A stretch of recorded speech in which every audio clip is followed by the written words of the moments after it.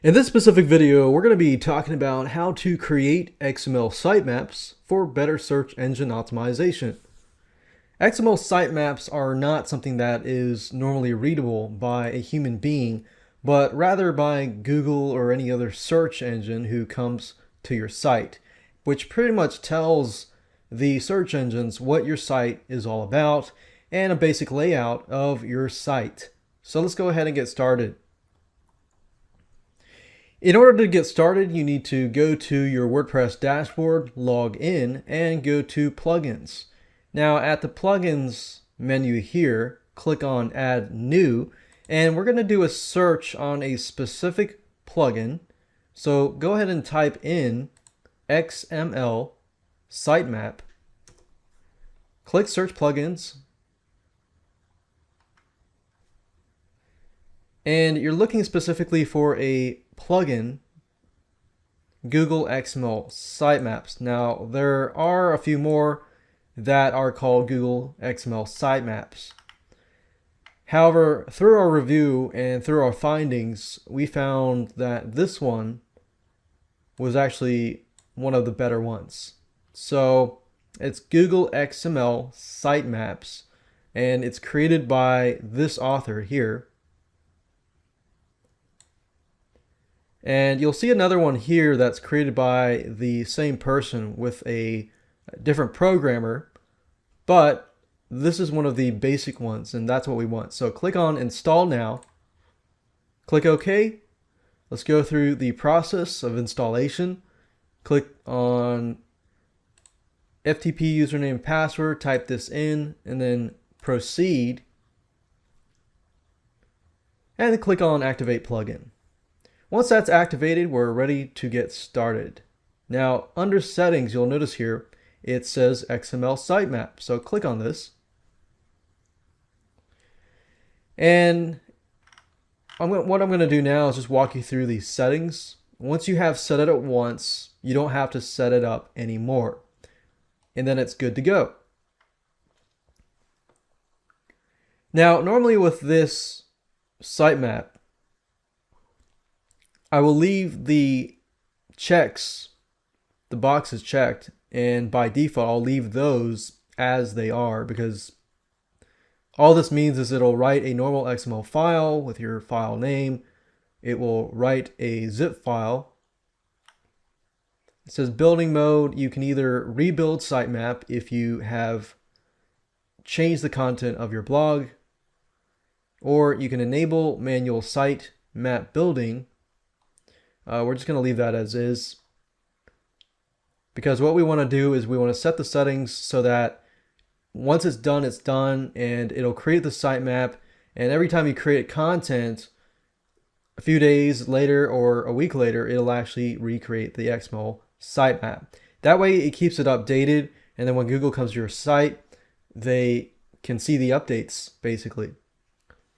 Update notifications, it says notify Google about updates of your blog, notify Bing or MSN about updates of your blog, and no registration is required, so you can leave that as is. It says add the sitemap URL to the virtual robots.txt file. Basically the robots.txt file, you don't need to really know about what that is, but basically it's a file that the search engines read. And you can put some limitations on the number of posts in the sitemap, but in this case, we're going to leave it as it is. You can increase the memory limit and so forth and so forth. Now, this is advanced options, so I'm not really going to cover it unless you really need to, because this is not something you need to do. Additional pages is basically an area where you can add pages that are not part of your WordPress site. So if you have a URL to another site, you can add additional pages here. But at this moment, I'm going to leave this blank because I just want to create an XML sitemap just for my site. Then you have post priority. Basically, this will have the ability to prioritize the way a post should be calculated. For example, you can make it so that it prioritizes the post and all of the posts at the same time. Or as you can see, by default it says comment count, so it uses the number of comments of the post to calculate priority.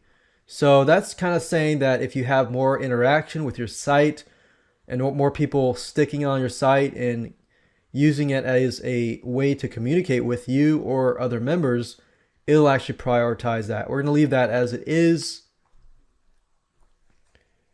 Then you can change the location of your sitemap, either a custom location or an automatic location. We're going to keep that as it is.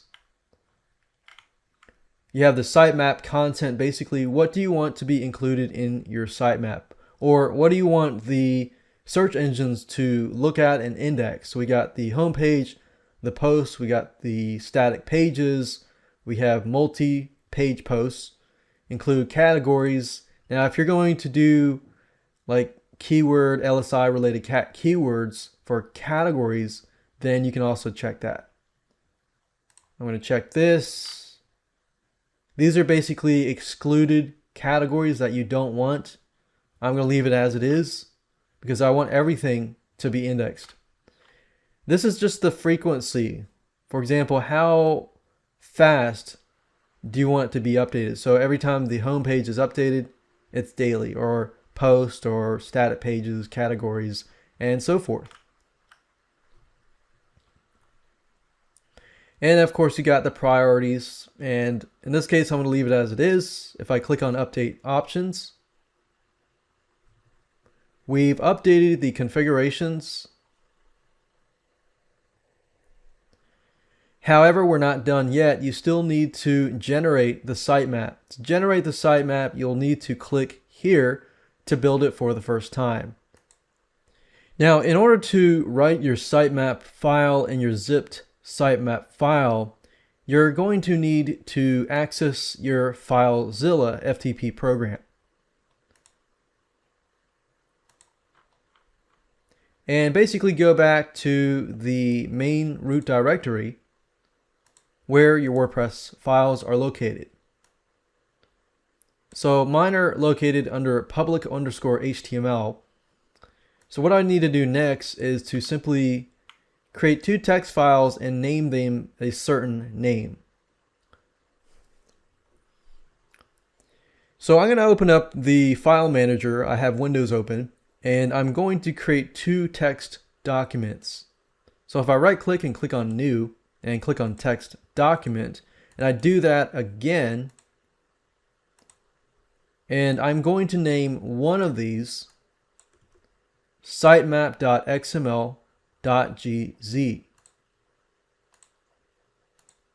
And then we're going to name the other one sitemap.xml. Once that's done, we're going to simply drag and drop these files into the main directory.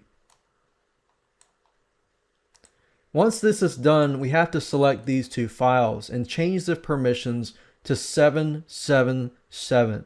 So simply select these, right click, click on File Permissions, type in 777, click on OK, and then now we should be able to write and generate the XML sitemap.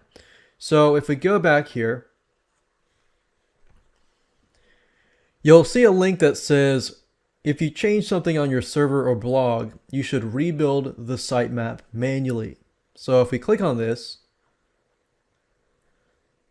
within half a second, as you can see here, it says your sitemap was last built on this date, this time, and your sitemap zipped was last built at this time. So now we're set and we're done, and that's all we have to do. From this point on, it should automatically build the sitemap depending on the frequencies that we have chosen here, which you can also change yourself. And that's it. Now you have made it so that it's friendly and search engine friendly, and you're good to go.